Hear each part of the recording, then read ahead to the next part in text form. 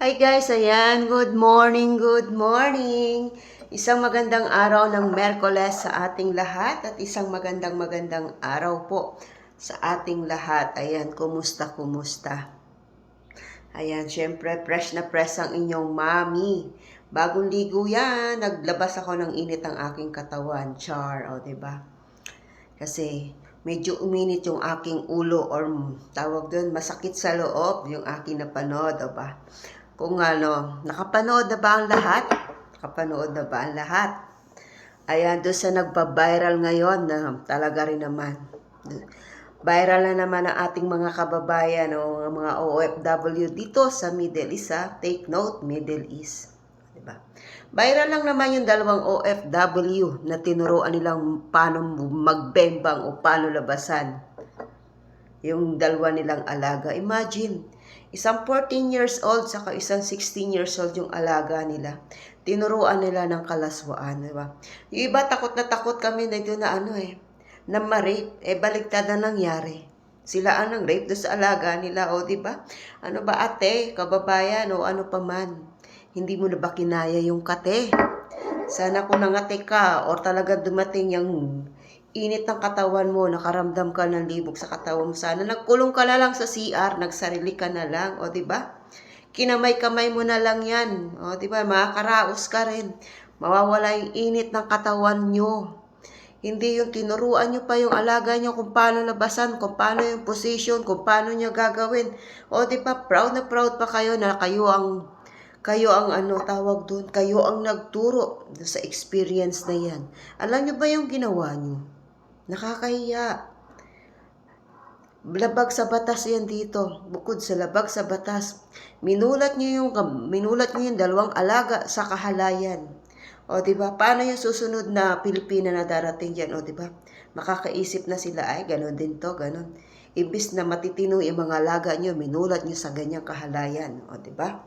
Ayan, mangre-rape na yan kasi alam na nila yung sarap. O di ba? Nakatikim na sila ng sarap. O di, hahanap-hanapin na ng katawan nila yan.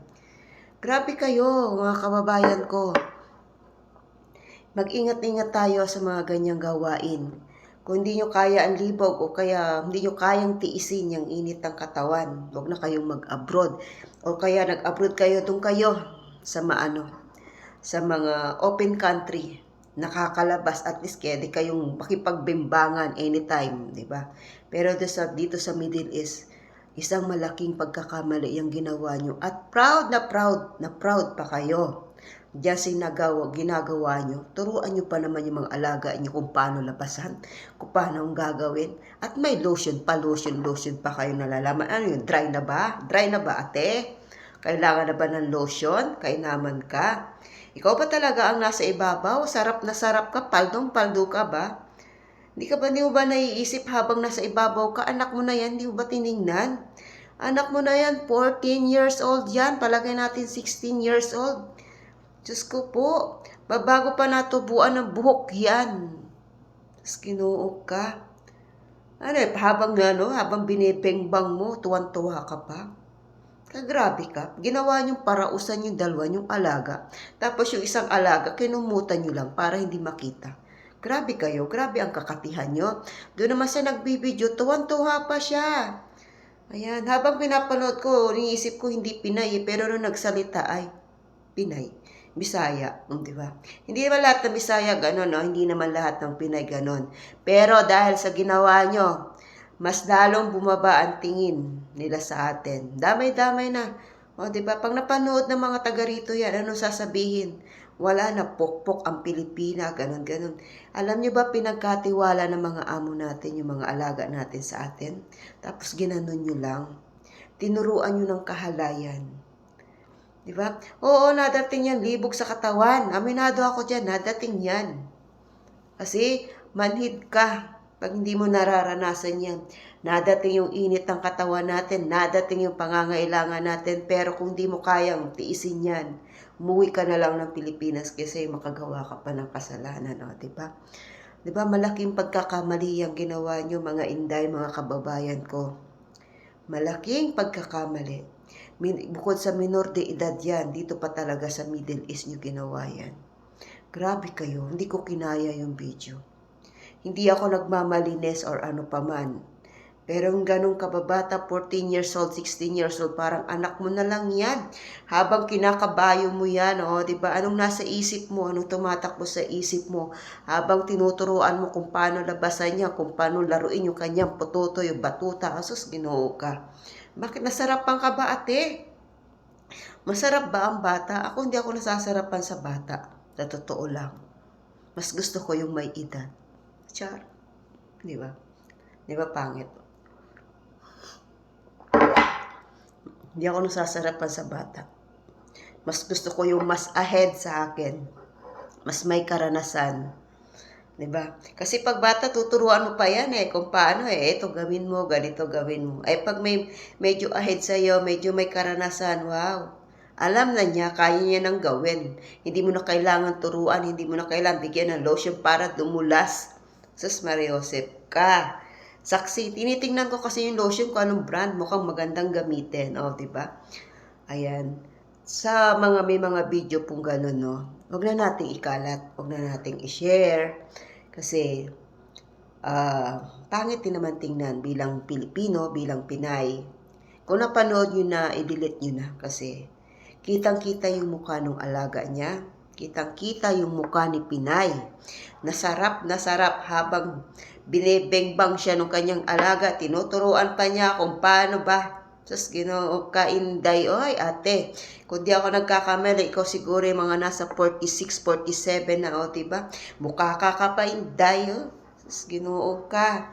Di ka siguro pagkatapos nung isa naman nag-video. Ayan, pinagpasahan nila yung dalawa nilang alaga, pinagpraktisan talaga nila. Binigyan nila ng experience, diba? Sana mag-ingat po tayo mga kababayan. Huwag po nating ilagay yung ating sarili sa kahihiyan. Ingat po sa mga ganyang gawain. Diba? Alam naman natin na dumarating yung mga ganyang tawag doon, senaryo natin sa buhay. Siyempre, may mga pangangailangan tayo. Diba? Dumarating yan. Dumarating yung init ng ating katawan. Lalo na kung nakaminado ako, minsan talaga dumarating yung ganyan sa akin, di ba? Nagiinit ka, parang gusto mo nung ganon. Pero nasa iyo yan kung paano kontrolin yung sarili mo. Magkulong ka na lang sa CR kung talagang di mo kaya, kung talagang gusto mong makaraos, magsarili ka na lang. Wala ka pang tahimik ka doon sa CR o magsarili ka, ayun. Mag-imagine ka hanggang gusto mo. O, diba? Turuan kita kung paano. Secret, marunong ako dyan. Diba? Kala nyo lang si mami, patawa-tawa lang yan, pasayaw-sayaw lang yan. Pero deep inside, diba? Turuan ko kayo paano gawin, charot, diba? Yan lang mga mami, ayan. Sana ingat po ang lahat sa ating po mga kababayan na may mga pidyong ganon, yung nagbabiral ngayon. Ingat po tayo ha, wag na po nating i-share. Huwag na nating ikalat, ayan, para matigilan na yung pagkalat, saka maiwasan nating makarating dito sa mga lokal. Kasi sobrang baba na ng tingin nila sa mga Pilipina. Binaba pa natin lalo. Below the belt na yan. So, ingat po and God bless po everyone. Sana po